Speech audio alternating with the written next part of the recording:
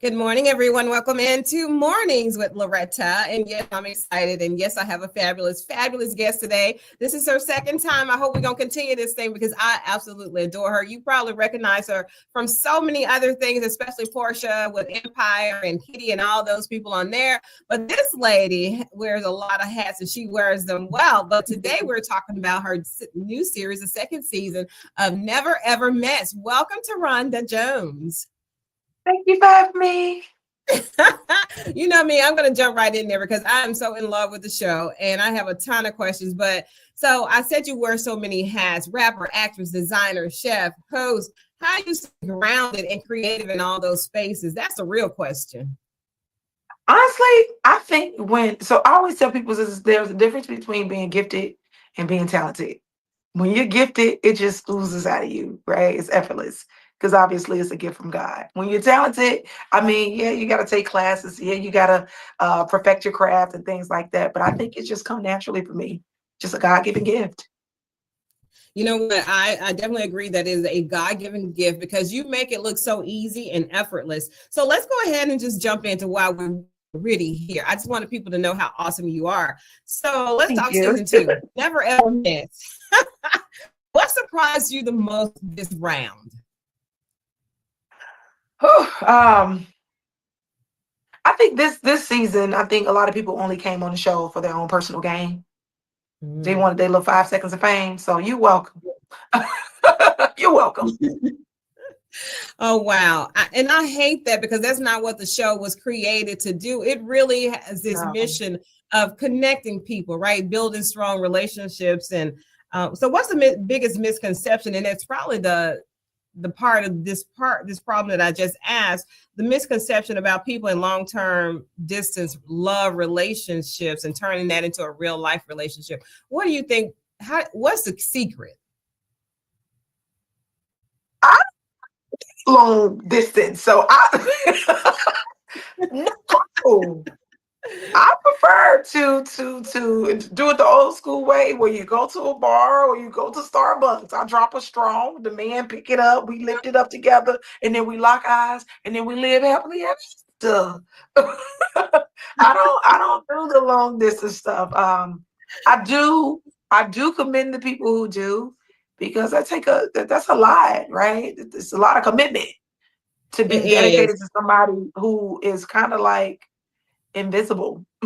You don't exist to me. You're not physically you could here. be anybody, right? You could be anybody, have anything, and you can say whatever you want to say. But I know it does work. I know some people who actually had those. So as the host, you get this front row seat to some pretty intense moments. What's one couple that had you saying, "Whoo, that was different"?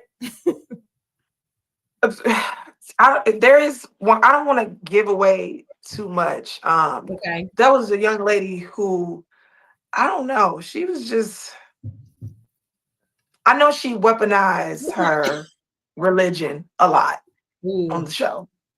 I don't like that. Yeah, I don't like that. It was a lot of back and forth. It was a lot of back and forth. It was a lot of confusion. It was a lot of I'm gonna stay. No, I want to go. No, I'm gonna stay. Oh, I'm gonna go. It was a lot of back and forth. It's too much. Because what are you here for? What are you really here for? Right. What's your motivation? Because I think this question will lead that this is a good place to ask it because you bring so much authenticity and humor to hosting this show. And I'm just wondering, how do you keep your poker face? Because you keep it real. This is truth. And honey, no, go by. But you do a really good job of us not being able to read if you're really upset, if they really get on your nerves. So how do you balance that? Grace. It's just grace. Because when I tell you, they definitely got on my nerves. I was just like, some of y'all are ridiculous. But at the end of the day, this is my career. This is my job. So I gotta keep my composure at some point. But there were some times where I wanted to. But to Rhonda, it's real life. It happens every day. People really think they got this thing figured out, and it could be messy on somebody's like me looking in some areas. Now I know I have my thing too, but anyway. So what's one red flag you think people should not ignore in a virtual relationship? Well, the thing is, a person is going to tell you exactly who they are if you just listen. They're gonna tell on themselves. They always do.